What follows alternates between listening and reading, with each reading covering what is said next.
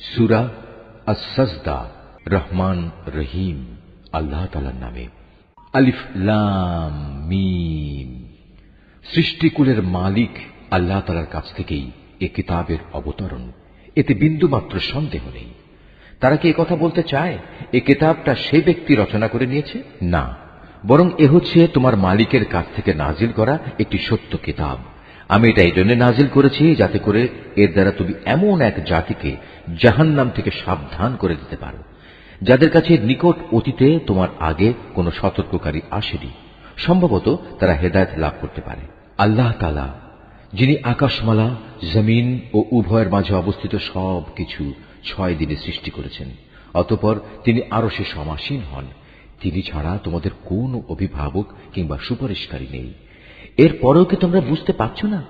আসমান থেকে জমিন পর্যন্ত সবকিছু তিনি পরিচালনা করেন। তারপর সবকিছু তিনি উপরের দিকে নিয়ে যাবেন এমন এক দিনে যার পরিণাম তোমাদের গণনায় 1000 বছর। তিনি দৃশ্যমান ও অদৃশ্যের পরিজ্ঞাতা, পরাক্রমশালী ও পরম দয়ালু। তিনি যা কিছুই সৃষ্টি করেছেন সুন্দর ও নিখুঁত করেই সৃষ্টি করেছেন, এবং তিনি মানব সৃষ্টির সূচনা করেছেন মাটি থেকে। অতঃপর তিনি তার বংশধরদের তুচ্ছ তরল একটি পদার্থের নির্যাস থেকে বানিয়েছেন।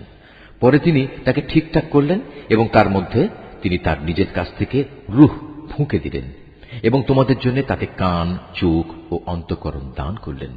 তোমাদের খুব কম লোকই কৃতজ্ঞতা আদায় করে। আল্লাহ তাআলাকে যারা অস্বীকার করে তারা বলে, আমরা মৃত্যুর পর যখন মাটিতে মিশে যাব তারপরেও আমাদের আবার নতুন করে পয়দা করা হবে।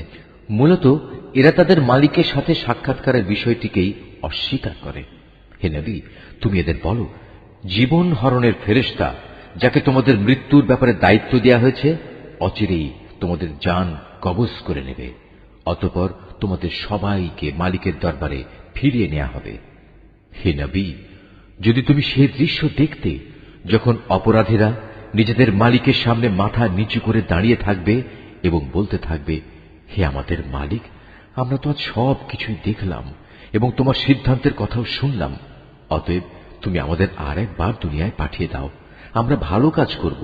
এখন আমাদের পূর্ণ বিশ্বাস অর্জিত হয়েছে। আল্লাহ তাআলা বলবেন, আমি চাইলে প্রত্যেক ব্যক্তিকে হেদায়েত দিয়ে দিতাম, কিন্তু আমার পক্ষ থেকে সে ঘোষণা আজ সত্য প্রমাণিত হল। আমি মানুষ ও জিনদের মধ্যে থেকে এদের সবাইকে দিয়ে জাহান্নাম পূর্ণ করব। এই আয়াতটি যিনি তেলাওয়াত করবেন এবং যিনি এই আয়াতটির তেলাওয়াত শুনবেন তাদের সবাইকে এখানে একটি সাজদা আদায় করতে হবে। এটা ওয়াজিব। অতঃপর ওদের বলা হবে, যাও তোমরা জাহান্নামের শাস্তি আস্বাদন করো। যেভাবে তোমরা আজকের এই সাক্ষাৎকারের কথা ভুলে গিয়েছিলে, আমিও তেমনি আজ তোমাদের ভুলে গেলাম। যাও নিজেদের কৃতকর্মের প্রতিফল হিসেবে জাহান্নামের চিরস্থায়ী শাস্তি ভোগ করো। আমার আয়াতসমূহের উপর তারাই ঈমান আনে। যখন তাদের আয়াত দ্বারা উপদেশ দেয়া হয় তখন তারা সাথে সাথেই সাজদাবনত হয়ে পড়ে। উপরন্তু তারা তাদের মালিকের সপ্রশংস পবিত্রতা ঘোষণা করে এবং নিজেরা অহংকার করে না। তাদের পার্শ্বদেশ রাতের বেলায় বিছানা থেকে আলাদা থাকে। তারা নিশুতি রাতে আযাবের ভয়ে এবং জান্নাতের আশায় তাদের মালিককে ডাকে।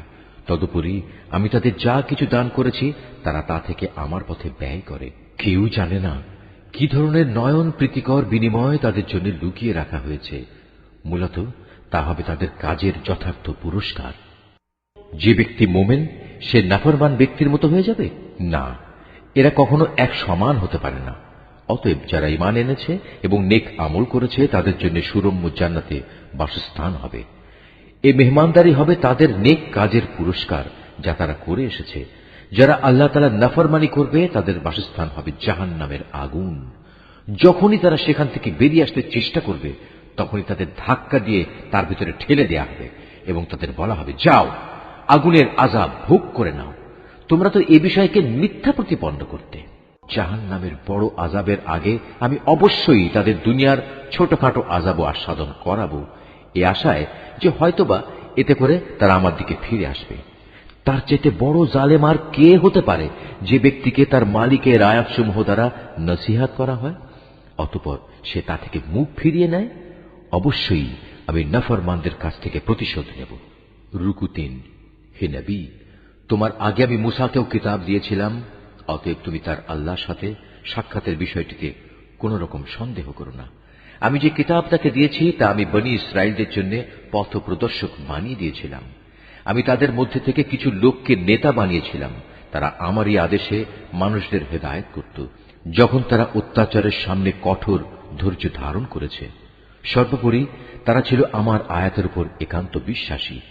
অবশ্যই হে নবী, তোমার মালিক কিয়ামতের দিন সে সব কিছুর ফয়সালা করে দেবেন যেসব বিষয়ে তারা দুনিয়ায় মতবিরোধ করে বেড়াত। হে নবী, তোমার জাতির লোকেরা কি এ থেকে হেদায়েত পায়নি যে আমি তাদের আগে কত জাতিকে ধ্বংস করে দিয়েছি, যাদের বাসস্থানসমূহের মাঝ দিয়েই তারা সব সময় চলাফেরা করে? অবশ্যই এতে তাদের আল্লাহ তাআলাকে জানা ও চেনার জন্য অনেকগুলো নিদর্শন রয়েছে। এরপরেও কি এরা শুনবে না?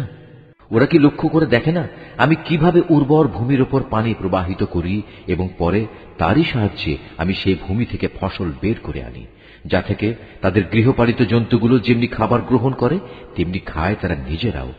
এ সত্ত্বেও কি এরা আল্লাহ তাআলার অসীম কুদরতের চিহ্ন দেখতে পায় না? তারা বলে, যদি তোমরা তোমাদের দাবিতে সত্যবাদী হও তাহলে সেই বিচারের ক্ষণটি কখন আসবে যার কথা বলে তোমরা আমাদের ভয় দেখাচ্ছ? হে নবী, তুমি বলো, যারা কুফরি করেছে বিচারের দিন তাদের ঈমান কোনোই কাজে আসবে না, না তাদের কোন রকম অবকাশ দেওয়া হবে। অতএব হে নবী, তুমি এদের এসব কথাবার্তা থেকে বিমুখ থাকো এবং তুমি শেষ দিনের অপেক্ষা করো। তারাও অপেক্ষা করছে।